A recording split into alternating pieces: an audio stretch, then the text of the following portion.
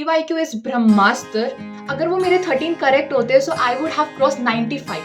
Frustrated भी है, हम बहुत टायर्ड भी हो चुके हैं इतने सारे क्वेश्चन आंसर्स लिखने के बाद। सब कहते हैं टाइम टेबल बनाओ, मैं कह रही हूँ टाइम टेबल बिल्कुल मत बनाओ, वो कभी भी फॉलो नहीं होता। मोर देन 3 days फॉलो कर ही नहीं पाओगे उसके आगे। इंग्लिश का एग्जाम था, I slept at 1:30, I woke up at 3:30 to revise everything. आपने उससे ज्यादा करा हुआ होगा और उसने आपसे कम। Hello everyone, my name is Garima Dhindwal. Today I will tell you 7 mistakes that I did during my boards, but you better avoid. The mistake number 1 is doing sample papers. Yes, you heard me right. Doing sample papers is really a big mistake. And why? Because sample paper की language हमेशा आप देखोगे ज़्यादातर बहुत difficult होती है।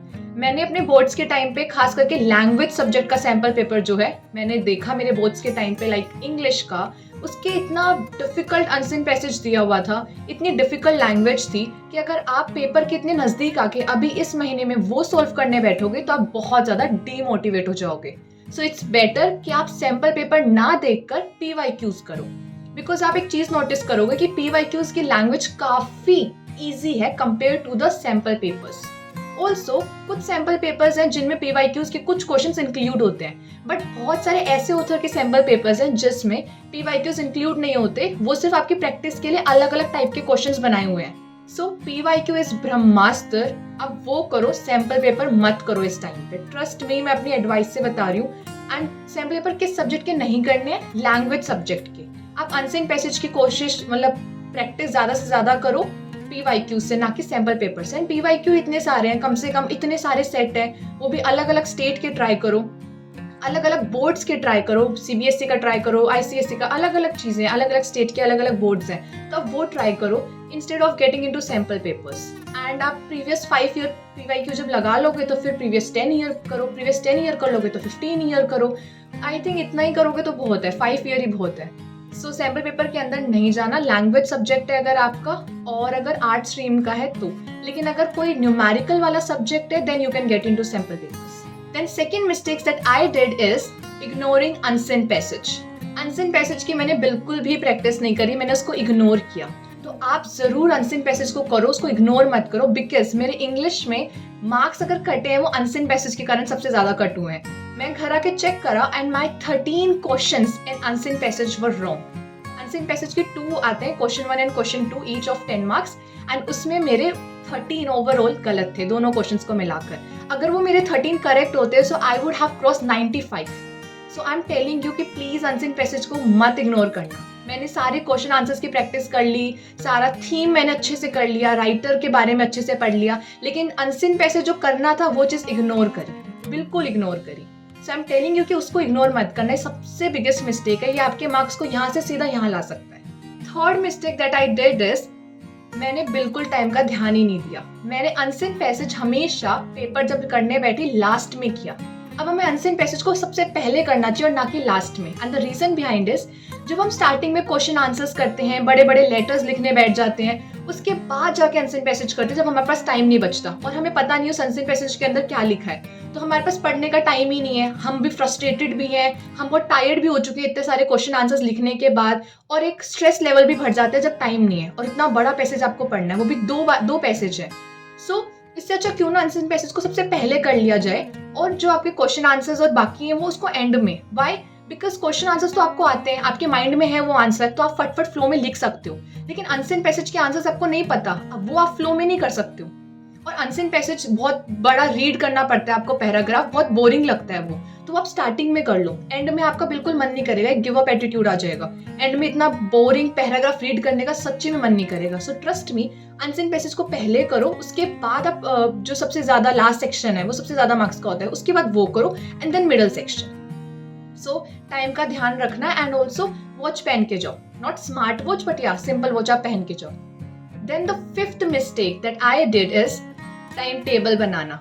Boards के time पे टाइम टेबल बनाओ ही मत। सब कहते हैं टाइम टेबल बनाओ, मैं कह रही हूँ टाइम टेबल बिल्कुल मत बनाओ। एंड अपने एक्सपीरियंस से बता रही हूँ, बिकॉज आप टाइम टेबल किस टाइप के टाइम टेबल मत बनाओ। मैं किस टाइप के टाइम टेबल की बात कर रही हूँ। टाइम टेबल जिसमें आप टाइम मेंशन करते हो कि 10 o'clock मुझे ये करना है, 11 o'clock मुझे ये चैप्टर करना है, 12 o'clock मुझे ये सब्जेक्ट पढ़ना है, वो कभी भी फॉलो नहीं होता, because we are not robots. हमसे कभी ऐसा फॉलो नहीं होगा कि एग्जैक्ट टाइम पे एग्जैक्ट काम हो। सो इस वो टाइम टेबल कभी चलेगा ही नहीं। ऑल्सो मैंने कहीं यूट्यूब पे पढ़ा था, जब मैं क्लास 12th में थी, मैंने सुना था कि मंथली टाइम टेबल बनाओ कि इस पूरे महीने मुझे क्या कवर करना है। आप मंथली टाइम टेबल भी कभी मत बनाओ, एक ओवरव्यू ले लो कि मेरे को क्या कितना करना है, बट आप उसको लिखो मत कि मैं 1 जनवरी को ये करूंगा, 2 जनवरी को ये, 3 जनवरी को ये। आपने पूरा अपना एक दिन वेस्ट कर दिया मंथली टाइम टेबल बनाने के लिए कि पूरे जनवरी में मैं ये कवर करूंगा। वो भी फॉलो नहीं होने वाला है। मोर देन 3 डेज फॉलो कर ही नहीं पाओगे उसके आगे, तो वो सीधा टाइम वेस्ट है, बल्कि गिल्ट आएगा कि इतनी मेहनत से मैंने टाइम टेबल बनाया और वो फॉलो भी नहीं होगा। तुम टाइम टेबल किस टाइप का बनाए?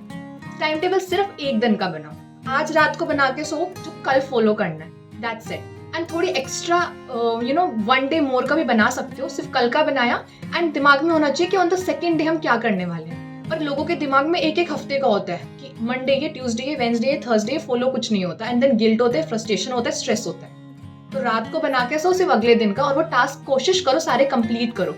और जरूरी नहीं कि हमेशा सारे कंप्लीट हो। अगर 6 टास्क और 5 भी कंप्लीट है तो just PAT your back and be proud कि एटलीस्ट मैंने 5 कंप्लीट करे।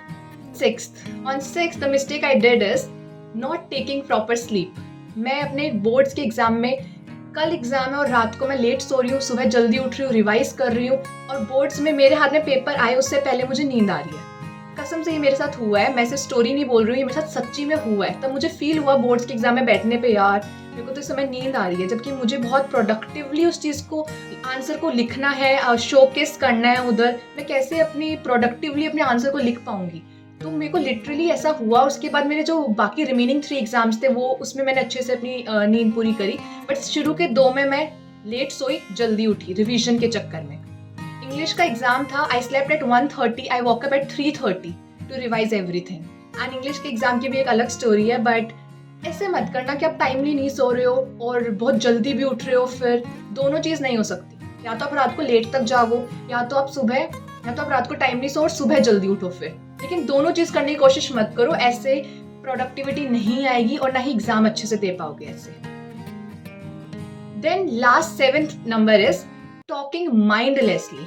आप अपने लोगों से, अपने दोस्तों से बातें करे जा रहे हो, और बातें मैं ही नहीं बोल रही कुछ, आप बातें कर रहे हो फालतू की कि ये मूवी देखेंगे, वो करेंगे, ये करेंगे। आप बातें क्या कर रहे हो कि मैंने ये चैप्टर कर लिया, मैंने ये चैप्टर भी कर लिया, मैंने ये सब्जेक्ट भी कर लिया, तूने क्या करा? वो डिस्कस मत करो। अगर उसने आपसे ज्यादा कर लिया होगा तो आप ऐसे ही परेशान हो जाओगे कि यार उसने मुझसे ज्यादा कर लिया। या अगर आपने उससे ज्यादा करा हुआ होगा और उसने आपसे कम, तो भी आपको ऐसा होगा कि आपका टाइम तो गया एटलीस्ट।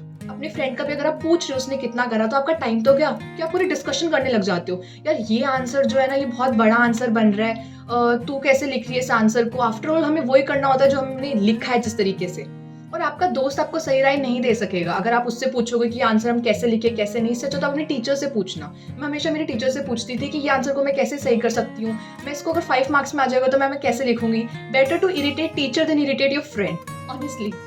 सो आप अपने दोस्तों से ये बातें करना बंद कर दो जो मैंने ये मिस्टेक करी थी कि मैं इतना बातें करती थी, बातें इन द सेंस ये वाली। और फिर ना हमें एक ऐसा फीलिंग होती है कि मैंने कोई गलत बात तो करी नहीं, मैं तो पढ़ाई की बात कर रहा हूँ, तो हमें एक सेटिस्फिकेशन मिल जाती है कि तो फिर हम सही कर रहे हैं ये काम। बट वो सही नहीं है। आप उसी 1 आवर में अपना रिवीजन कर सकते थे, या पढ़ाई भी छोड़ो, उस 1 आवर में आप रेस्ट कर सकते थे, राइट? सो इट्स बेटर कि आप माइंडलेसली टॉक मत करो कि मैंने कितना कवर कर लिया, ना किससे पूछो उसने कितना कवर करा। इंस्टेड आप नॉर्मली अपने दोस्तों से 5-10 मिनट्स की नॉर्मल चैट्स रख सकते हो, जो कि अपार्ट फ्रॉम स्टडी हो, क्योंकि उस इंसान को भी थोड़ा फ्री महसूस होने दो और आप भी थोड़ा फ्री महसूस करो कि अपार्ट फ्रॉम स्टडी कुछ बात करो, सिर्फ 5-10 मिनट्स के लिए, वो भी ऐसा नहीं वो आवर के लिए टॉक्स जा रही हैं। सो या इन टुडेज वीडियो यही 7 मिस्टेक्स थी जो मैंने करी, एंड आई विश मैं उस समय नहीं करती तो मैं मेरा टाइम को और बचा सकती थी, पेपर को प्रोडक्टिवली लिख सकती थी, आंसर पैसेज को इग्नोर नहीं करती, उसकी प्रैक्टिस करती, तो शायद वो मैं 13 मार्क्स अपने ले सकती थी और मैं 95 क्रॉस कर सकती थी इंग्लिश में। मैं अगर टाइम का ध्यान रखती और एक स्ट्रेटजी मतलब एक स्ट्रेटजी को फॉलो करती और आंसर पैसेज को पहले करती तो मेरा पेपर टाइमली कवर होता। सो ये सारी चीज़ों का ध्यान रखना बहुत ज़्यादा ज़रूरी है। एंड मैंने पेपर से एक दिन पहले सैम्पल पेपर खोला, लैंग्वेज बहुत डिफिकल्ट थी, इससे अच्छा तो मैंने PYQ एक दिन पहले खोला, वो मुझे डिफिकल्ट नहीं लगा। So do PYQ specially language के सब्जेक्ट्स में, ताकि आप डरो नहीं, थोड़ा कॉन्फिडेंस आए स्टार्टिंग में। So with this I and this video, thank you for watching, and if you have any doubts let me know in the comment section. All the best.